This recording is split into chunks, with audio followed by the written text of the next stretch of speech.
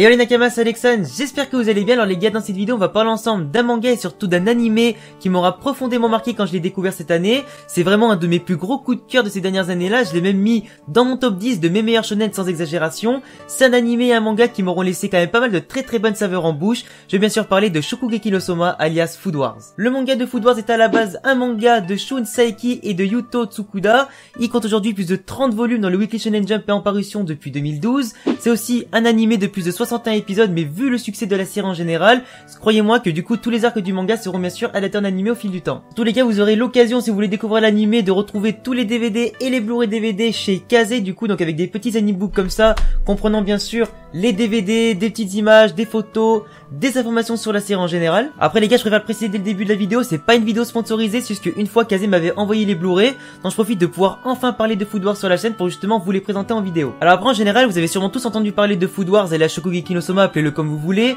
Certains d'entre vous pensent que c'est juste un petit school life des familles, une histoire sans queue ni tête, qui est pas forcément très intéressante, ça parle uniquement de bouffe et basta, c'est pas plus que ça. Et ben détrompez-vous parce que là vous passez à côté vraiment d'un gros chef-d'œuvre, en plus d'être un chef-d'œuvre culinaire et surtout une masse de connaissances incroyables. C'est vraiment un animé et un manga qui possède vraiment énormément de valeurs et d'intérêts qui sont super intéressantes à découvrir. Je me suis pris vachement tard pour le découvrir, mais franchement je regrette vraiment pas de m'être lancé là-dedans tellement c'est devenu un énorme coup de cœur pour moi. Du coup dans cette vidéo on va voir non pas 3, ni 5, ni 7, mais plutôt 10 bonnes raisons d'aller soit lire le manga, soit de voir l'animé. Et franchement si après cette vidéo là, surtout qu'il n'y aura pas de spoil donc t'inquiète pas, après cette vidéo là, si vraiment t'as pas envie de le voir, franchement je comprendrais pas et ça me vexerait un peu. Donc c'est parti maintenant pour les 10 bonnes raisons de lire ou de voir Shokugeki no Soma.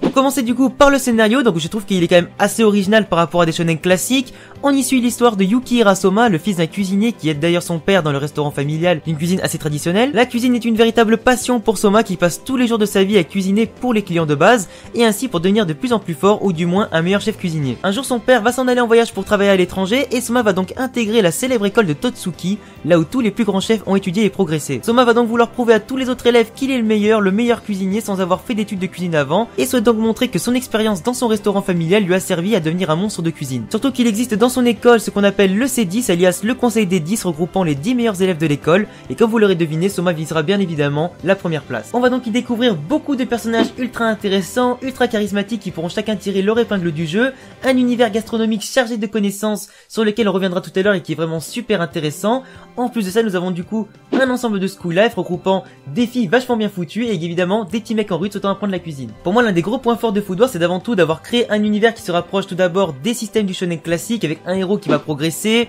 devenir plus fort, affronter toujours des adversaires de plus en plus forts, se faire un maximum d'amis, regrouper vraiment une bande autour de lui pour atteindre cet objectif, aller de plus en plus loin, plus une approche totalement différente qui lui donne vraiment une saveur particulière avec du coup un ton humoristique, un ton sérieux, vraiment avec pas mal de suspense dans le scénario qui lui rend vraiment très intéressant. On peut vraiment dire que l'univers de Food Wars en général va vraiment se mélanger entre les moments détente, les moments drôles et surtout les moments relaxants, plus les moments vraiment à haute tension de concentration durant les examens, les cours et les épreuves et bien sûr les Shokugeki. Avec bien sûr quelques petites vannes balancées de la part du héros ou des autres personnages en plein milieu des épreuves, histoire de détendre l'atmosphère et vraiment faire retomber un petit peu la pression bien sûr avant de repartir dans le mode sérieux. L'auteur arrive vraiment à jongler entre les moments sérieux, les moments drôles et surtout à les mélanger pour créer un cocktail explosif qui permet vraiment d'intéresser non seulement le spectateur mais non seulement aussi celui qui lit le manga. Et c'est vraiment que cette facilité là et surtout le ton humoristique que prend la série en général et surtout la direction artistique qu'elle prend, que ça m'a permis du coup de vraiment m'attacher à la série et vraiment de me rendre compte que ce chef d'œuvre est vraiment très prometteur et qu'il a vraiment un univers très riche. On a un personnage qui a déjà de l'expérience dans son domaine en le maîtrisant plutôt bien,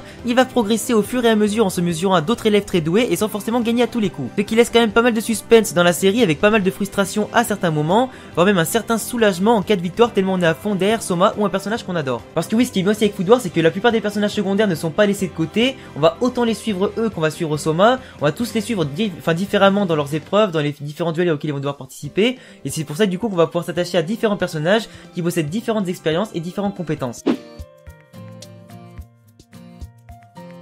Par rapport aux personnages, on peut vraiment dire que chaque personnage apporte vraiment son grain de sel et du moins sa petite pierre à l'édifice que pour représenter Food Wars en général. Chaque personnage est vraiment unique en son genre avec sa propre personnalité et ses propres compétences. On y découvre des personnages vraiment charismatiques avec chacun son propre style qui le mettra vraiment en valeur dans le lot que nous allons voir parmi nos héros et les antagonistes. Chacun possède sa propre spécialité culinaire, ce qui lui vaudra d'apporter des conseils aux autres sur certains points qu'il maîtrise plus que les autres, et donc chacun apporte son expérience au groupe et ses connaissances pour progresser ensemble. En plus de ça, il est aussi important de noter que comme Soma va participer du coup dans une grosse école, il va donc devoir habiter dans l'école, dans une résidence étudiante. Il va donc rejoindre la résidence de l'étoile polaire dans laquelle il pourra rencontrer d'autres personnages possédant chacun sa spécialité culinaire pour qu'ils puissent un peu apprendre de tout le monde. Du coup ça que j'aime bien c'est que autant les personnages principaux que secondaires sont mis en valeur et du coup ça apporte vraiment un vent de fraîcheur à la série qui est vraiment appréciable. Déjà rien qu'en voyant les premiers épisodes et le comportement de Soma, tu te rends compte qu'en plus d'être très sûr de son niveau et de sa cuisine, il apporte sa petite dose d'humour du héros un peu con comme on les aime dans les shonen. Son insouciance dans les situations sérieuses le rend encore plus attachant et intéressant, mais quand il passe aux choses sérieuses, il a pas ton temps et il veut vraiment casser des culs. Par contre, j'avais sûrement tous dû entendre parler du fameux fanservice dans Food Wars avec du coup l'explosion des vêtements lorsqu'un personnage mange un truc qui est super bon, il se met un petit peu à délirer culinairement, il se met à décrire toutes les saveurs avec un maximum d'exagération, tous les sentiments qu'il ressent lorsqu'il avale du coup la bouchée d'un plat magnifique. Les vêtements explosent, tu vois autant les meufs que les mecs quasiment à poil avec juste les parties intimes qui sont cachées, tu les vois du coup partir dans un délire d'extase totale avec du coup certains délires et certains rêves hallucinations qui sont vraiment super drôles à voir. Alors c'est vrai que pour certains le fanservice c'est un petit peu dérangeant dans cette situation là, mais pour moi c'est quand même quelque chose qui est super intéressant je trouve à mettre en valeur parce que ça porte du coup un côté encore plus humoristique à la série qui est quand même assez appréciable. Après moi personnellement le fanservice ne me dérange pas, surtout que les personnages sont extrêmement bien faits et c'est là que du coup on va arriver à mon troisième point, les dessins. En plus les gars, si je peux parler des personnages de Food Wars uniquement sur leur dessin et leur trait physique, on peut justement dire qu'ils sont magnifiques et vraiment très bien faits à la limite de la perfection. Chaque trait, autant dans le manga que dans l'anime, est très travaillé et soigné afin d'avoir le meilleur rendu possible. Chaque personnage a droit à un traitement de faveur et on sent vraiment que l'auteur aime dessiner ses personnages. Par contre, en tant qu'ancien dessinateur de hentai, il aime vraiment bien mettre en valeur ses personnages féminins avant tout. Et du coup les gars, on va pas se mentir, étant un mec attiré par les femmes, forcément je suis un petit peu content. Je suis quand même en train de dire dans cette vidéo que je suis en train de kiffer des dessins de meufs quasiment dénudées qui sont à la base au lycée. Je vais finir sur Diez, balance ton youtubeur manga, je vais voir flou mon pote. La plupart du temps c'est quand même vrai que dans Food Wars les meufs ont quand même des formes avantageuses, elles sont aussi très jolies comme par exemple Megumi, Erina, Alice, Ryoko et... Bon c'est bon je m'arrête là. Le fait d'avoir des personnages très beaux, bien représentés dans les bonnes proportions, en plus d'avoir des personnages drôles, sérieux, timides, naïfs ou autres, bah forcément ça incite davantage à aimer ces personnages-là, parce qu'entre nous, si les dessins d'un manga sont moches et pareil pour les animés, ça donne pas forcément envie d'aller dans l'histoire et vraiment pas envie de connaître les personnages-là. Donc en gros, c'est encore un gros point fort vraiment de la série de Food Wars, autant les dessins que leurs personnages, c'est vraiment de très gros points forts qui mettent vraiment cette série-là en valeur. Et qui en fait pour moi un des plus beaux mangas au niveau du trait physique. Après mon gars, comme tu l'auras compris du coup dans Food Wars, ce qui sera mis en valeur c'est avant tout la cuisine qui fera généralement partie du quotidien de tous les élèves de Totsuki. La cuisine sera également évaluée notamment dans les cours, les examens et aussi surtout pendant des duels appelés les Shokugeki. Parce que oui, comme c'est dit dans le titre Shokugeki no Soma, forcément un moment, fallait bien que j'y vienne dans la vidéo. Alors les Shokugeki, comme tu l'auras deviné, c'est avant tout des duels entre deux cuisiniers, voire plusieurs cuisiniers. C'est pas des duels de cartes à la Yu-Gi-Oh non, mais du coup des duels vraiment à la Top Chef avec un thème précis à respecter, du genre cuisiner de la viande, du poisson, de la cuisine française, etc. Avec un jury composé d'experts ou d'élèves lambda suivant les situations pour goûter les différents plats des candidats afin de les évaluer et de les départager. Chaque candidat peut pourquoi pas mettre en jeu quelque chose lors d'un pari du coup avant le Shokugeki, comme ça du coup l'honneur reviendra bien sûr au vainqueur et la honte reviendra au perdant. On remarque que dans la série les Shokugeki sont remplis d'intensité avec des temps de préparation assez longs pour permettre à chaque candidat de préparer au mieux sa recette en fonction du thème choisi et d'apporter sa touche personnelle à son plat. Surtout qu'on voit bien que dans chaque Shokugeki, suivant les thèmes qui sont à respecter, il y a quand même tout un aspect stratégique qui est mis en place parce que chaque détail dans un plat de haut niveau peut faire la différence et le moindre détail rajouté dans un plat ou voir la moindre touche personnelle rajoutée là-dedans peut faire la différence et basculer la balance d'un côté comme de l'autre. Et quand les jurys se mettent à décider du vainqueur, on a vraiment l'adrénaline qui monte car à chaque bouchée, ils découvrent les secrets du plat au fur et à mesure pour en faire pencher la balance dans un sens comme dans l'autre, laissant du suspense et des revirements de situation hyper intéressants, rendant les duels encore plus passionnants. Surtout que tout au long de l'année scolaire, parce que là forcément, que là je te parle d'école et tout ça, mais en gros il y a environ 2 ou 3 années d'école à faire. Lorsqu'ils arrivent dès le début de l'année, forcément tout au long de l'année, ils vont avoir droit à certaines épreuves à faire, que ce soit durant les cours, les examens ou pendant des duels, pour pouvoir tester les élèves tout au long de l'aventure, avec du coup pas mal de connaissances à vérifier, pas mal de compétences également à évaluer, et si jamais un élève foire un examen ou quoi, il peut se voir refuser l'entrée à Totsuki, voire même se faire expulser. Du coup, comme tu l'auras compris, il n'y a pas forcément droit à l'échec, mais quand tu vois certaines épreuves qui sont largement insurmontables, du style ils doivent préparer 100 plats machin, ils doivent vendre 50 plats en tel temps, ils doivent du coup faire tel chiffre d'affaires en montant téléshop,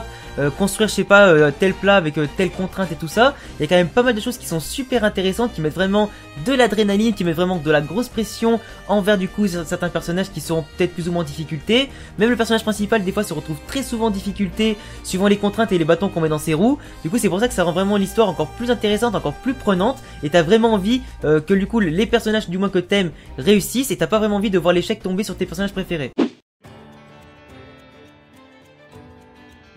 Autre raison bien évidemment qui te fait aimer Shokugeki no Soma, la bouffe. Surtout que dans Food Wars on y voit toujours des recettes plus magnifiques les unes que les autres, qui débordent d'ingéniosité, qui vraiment débouchent de la nouveauté. T'as l'impression que le mec il va prendre un frigo lambda, il peut te faire un chef d'œuvre en 5 minutes. Tous les gars que même s'il s'agit à la base d'un manga de bouffe, et donc bien évidemment on va parler de bouffe, de gastronomie, de bouffe élaborée etc. et pas forcément d'un steak frites tu vois. Et ben moi quand je vois la quantité de connaissances qu'il y a dans ce manga là, je suis vraiment sur le cul quoi. Le vocabulaire et les connaissances sur les ingrédients, les plats, les qualités nutritives, les associations de goût et de saveurs et leur composition moléculaire et tout ça, tout est super précis et super parfait qui te faut du coup une quantité de connaissances astronomiques et surtout vraiment de qualité. Du coup tu apprends énormément de choses, mais si des fois c'est un petit peu plus complexe à intégrer etc. et à comprendre du premier coup. Après moi je vais pas te mentir, j'y connais que dalle au niveau de la préparation de la bouffe, donc forcément je suis un petit peu perdu, mais c'est quand même très bon à savoir pour la suite. Surtout que toutes les recettes de Food Wars ont été inventées par Yuki Morizaki, qui est une véritable chef étoilée du Japon, qui est donc l'auteur de toutes les recettes que l'on peut trouver dans Food Wars. Elle a même écrit un livre de recettes qui a carrément été publié en son honneur, tellement chaque recette est unique, est un véritable chef-d'œuvre et surtout une véritable œuvre d'art,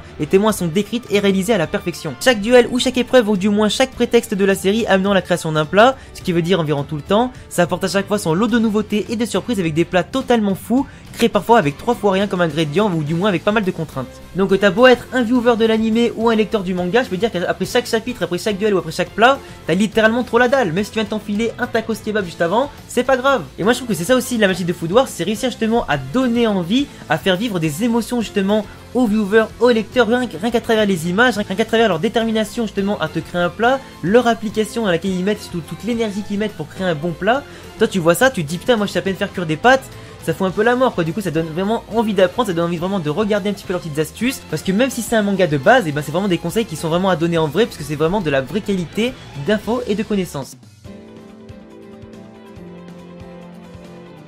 D'ailleurs, comment parler un petit peu de mettre dans l'ambiance dans un animé, qu'est-ce qui dit bon animé dit forcément dit très bonne OST. Et Food Wars, comme tout bon animé qui se respecte, a forcément droit à sa bande son de qualité, autant dans les moments tranquilles que dans les moments vraiment de concentration, de tension, dans les Shokugeki et tout ça. On a vraiment une bande son de qualité qui est vraiment à pas piquer des hannetons comme dirait Amixem. Et du coup c'est pour ça qu'on a aussi des mélodies qui collent vraiment parfaitement avec les bons instants. Du coup tu pourras même aller voir du coup sur YouTube pour aller voir la playlist des OST de Food Wars. D'ailleurs si t'as fait attention dans cette vidéo, il y a eu quand même pas mal d'OST Food Wars si j'ai pas déconné au montage. Après en général si t'es abonné à ma chaîne depuis déjà un petit moment, tu vas voir que autant sur mes vidéos manga que d'autres